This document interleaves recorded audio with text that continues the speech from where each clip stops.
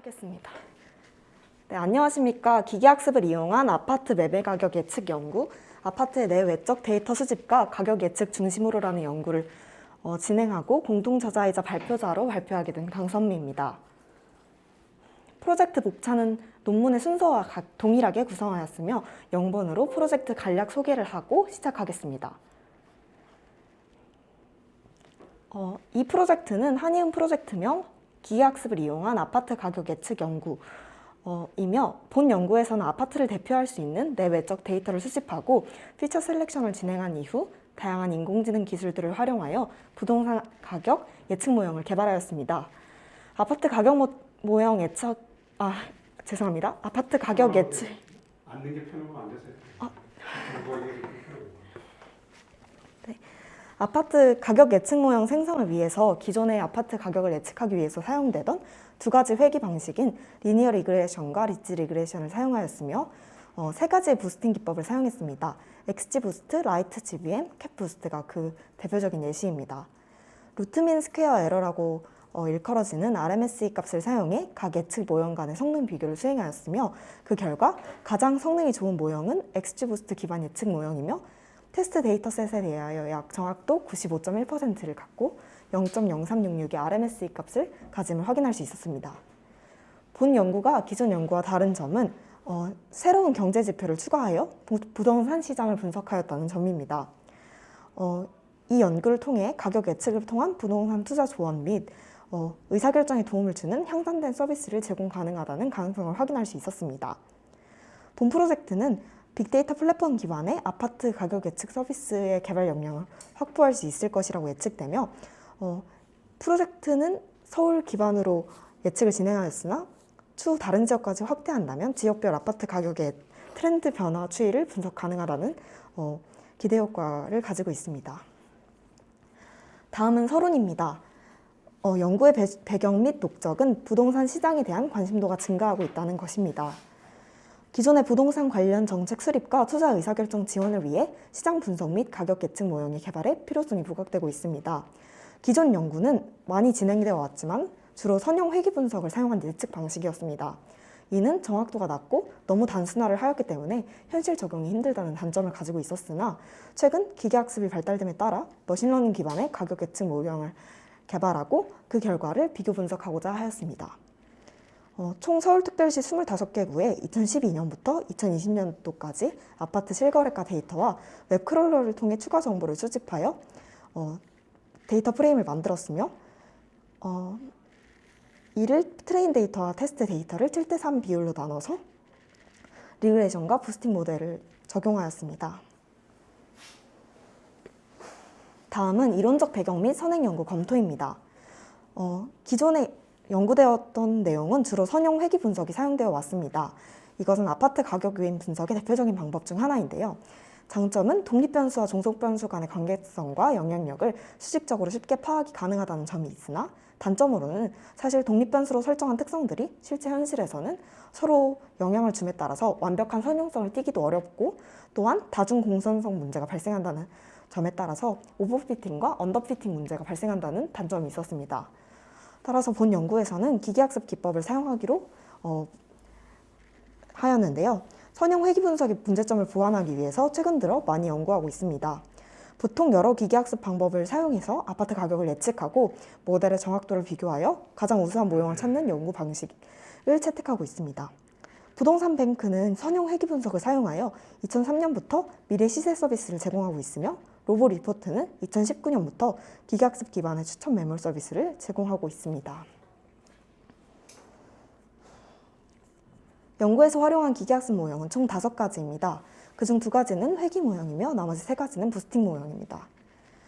리니어 리그레이션은 앞서 계속 설명해 왔듯이 독립변수와 종속변수의 데이터로 간단한 방법으로 추정 가능하다는 장점을 가지고 있으며 리지 리그레이션은 종속변수에 미치는 독립변수의 영향력이 큰 경우 용이하다는 특징을, XGBoost의 경우는 병렬 처리를 통해 빠른 학습이 가능하고 오버피팅을 방지할 수 있다는 특징을, 그 다음 라이트 GBM은 기존 부스팅 계열의 방식과 다르게 리프 중심 트리 분할 방식을 사용하여 예측 오류 손실을 최소화한다는 특징을 가지고 있고, 캡부스트는 범주형 변수를 수치형 변수로 처리하는 데 유용하다는 특징을 가지고 있습니다. 해당 알고리즘들을 사용한 이유는 조금 이따가 설명하겠지만 범죄형 변수를 수치형 변수로 변환하는 과정이 있었기 때문입니다. 다음은 데이터 수집 과정에 대해서 설명해 드리겠습니다. 기본 데이터는 국토교통부의 실거래가 공시 시스템에 제공되는 데이터를 사용했으며 웹 크롤링을 통해서 다양한 다른 부동산 사이트에서 추가적인 데이터들을 수집하여 하나의 데이터셋으로 만들었습니다. 이 중 피처 셀렉션을 통해서 제목, 본문 언론사 등 아파트 내부 정보 및 교육, 역세권 정보 등 다양한 추가 정보를 선택하였고 그렇게 해서 가공한 정보는 다음 오른쪽과 같습니다. 오른쪽에 표시된 거래 금액을 종속 변수로 하고 나머지 변수들을 독립 변수로 하였습니다. 다음은 데이터 전처리 방법입니다. 지하철과의 거리는 가변수화를 사용해서 범주형 변수를 양적 데이터로 변환하였습니다. 반경 1500m 밖에 지하철이 있는 경우 비역세권으로 판별하여 0으로 변수를 바꿨으며 반경 500m 안에 지하철역이 있는 경우 역세권으로 간주하여 1이라는 변수로 변환하였고 반경 200m 안에 지하철역이 있는 경우 변수를 2로 변환하는 작업을 거쳤습니다. 시공사의 경우에는 시공사 인지도라는 건설업과 홈페이지에서 제공하고 있는 데이터를 다운받고 이 중에서 1순위부터 10순위 또한 한국주택공사에 해당하는 경우까지 합쳐서 총 11개의 순위 안에 드는 경우 1을 아니면 0으로 바꾼 레이블 인코딩을 적용했습니다. 또한 모든 연속형 변수의 데이터를 0에서 1 사이의 값으로 정규화하였습니다. 크로스 밸리데이션을 진행해서 5개의 데이터 폴드에 대해서 7:3 비율을 적용한 테스트를 거쳤습니다. 다음은 실험 결과입니다. 루트민 스퀘어 값을 사용하였고 5개의 예측 알고리즘 중 루트민 스퀘어 값을 비교한 결과 0.0366으로 가장 루트민 스퀘어 에러 값이 낮았던 XGBoost를 최종 모델로 선정하였습니다. 해당 모델의 테스트 데이터에 대한 정확도는 95.1%였습니다. 마지막으로 결론 및 향후 연구 방향입니다. 본 연구는 아파트 내적 지표와 커뮤니티 사이트의 빈도 지표를 추가하였고 이를 통해 최근 이슈가 되고 있는 부동산 아파트 시장의 동향 및 가격을 예측해 볼 수 있었다는 장점을 가지고 있습니다. 향후 빅데이터 분석 플랫폼과 개발한 부동산 웹사이트 크롤러의 연동을 통해서 다양한 부동산 프로그램을 개발할 수 있을 것으로 기대됩니다. 본 연구 결과가 부동산 투자 컨설팅 업무에 활용될 수 있길 바라면서 발표를 마치겠습니다. 감사합니다. 답변인데? 네. 그럼 질문 시간 5분 갖도록 하겠습니다. 네. 제가 먼저 할까요? 모든 이렇게 실험을 하고 나면 결과를 검증하는 과정이 사실 굉장히 중요하잖아요. 그래서 여기서 지금 RMSE 그 편차가 제일 적은 거를 방법을 택해봤는데 어떤 한계가 있을 것 같은데 그게 전체 값을 합성해서 제일 작은 걸 의미하잖아요. 네. 그런데 사실은 레인지별로 편차 정도 다를 수가 있잖아요. 구간별로. 그런 것들은 평가 대상이 될 수가 없는 건가요?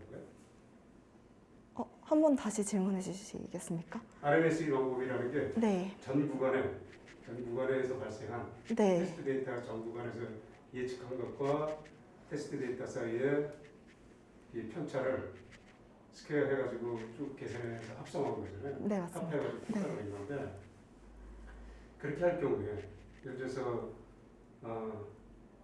그래서 강남의 집값하고 장남의 집값을 예측한 편차하고 그래서 명동의 집값을 예측한 편차하고 어디서나 다 효율성이 좋았다고 얘기할 수 있을까요?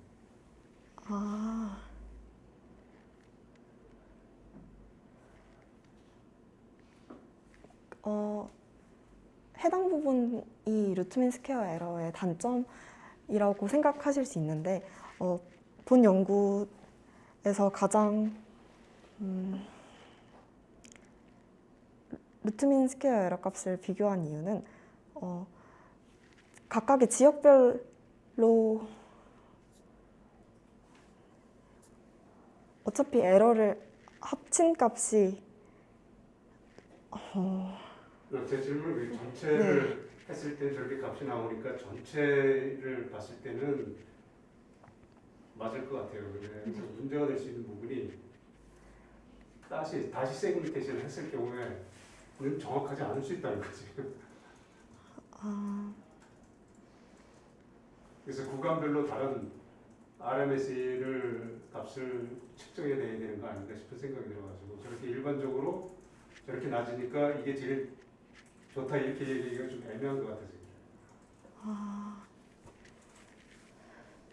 그 부분은 생각하지 못했습니다. 죄송합니다. 아니 그 이슈가 있어가지고 질문해봤습니다. 똑같은 질문이지만 정확도를 높여주면 가장 예측이 되잖아요. 두 가지 방법이 있죠. 실제 예측을 했을 때 어떤 시기에 갔을 때 과연 그게 됐는지 실제가 됐는지 그 분석해보는 과정이 더 중요할 수도 있죠. 실제 내가 예측을 해서 뭐 3개월 뒤에 보니 6개월 뒤에 보니 얘하고 이렇게 차이가 났다. 실제 왜 차이가 났는지 그러면 거기에 우리가 들어가는 임팩트 팩터가 잘못 들어갔다는 얘기죠. 이상 팩터가 잘못 들어가서 팩터에 따라서 달라지실 거다면 우리나라 같은 경우는 정책적인 요소에 따라 상당히 막 바뀌는 요소가 많을 수도 있거든요. 그런 요소를 어떻게 넣느냐에 따라 가지고 그 결과값들을 처리하는 방식이 정확히 다르고 그다음에 정확도를 높일 수 있는 방법. 결론은 예측을 하시면 가장 예측을 정확하게 해줘야 되잖아요.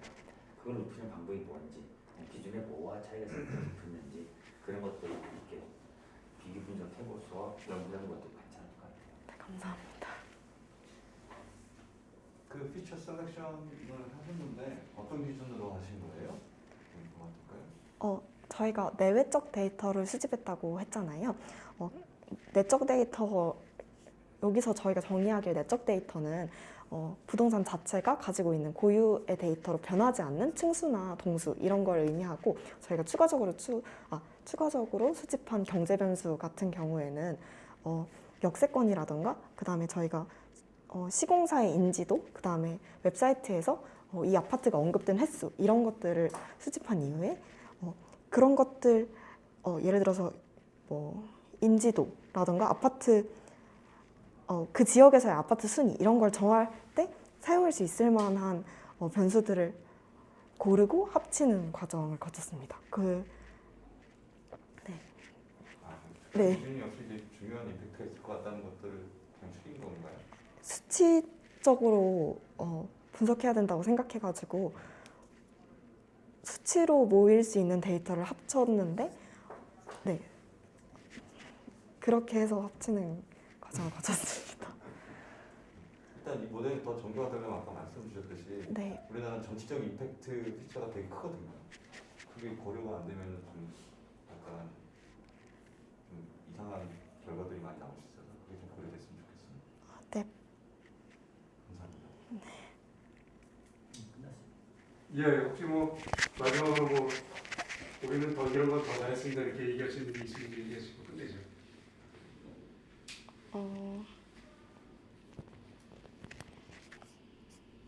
특별히 자랑하고 싶은 거. 좀 있으니까. 오늘 고생 많으셨어요. 아니요. 사실 각 사이트들별로 제공하고 있는 데이터가 다 다르거든요. 그렇죠. 직방도 그렇고 부동산 1사도 그렇고 부동산 스터디도 그렇고 근데 크롤러가 막 돼 있는 곳이 없어가지고 파이썬을 통해서 이렇게 제공된 사이트 말고도 네이버 부동산이랑 다양 부동산이랑 전부 다 크롤러 만들어서 필요한 정보를 뽑아냈거든요. 그래서 되게 변수가 조금 한정적이라고 생각하실 수도 있는데 수집할 수 있는 정보 내에서 새로운 어떻게 경제 지표를 만들 수 있을지를 생각해서 조금 수집할 수 있는 정보 내에서 구성하려다 보니까 어떻게 조금 한계가 있었던 것 같습니다. 아유, 수고하셨습니다. 잘했습니다. 아니, 네, 많이 감사합니다.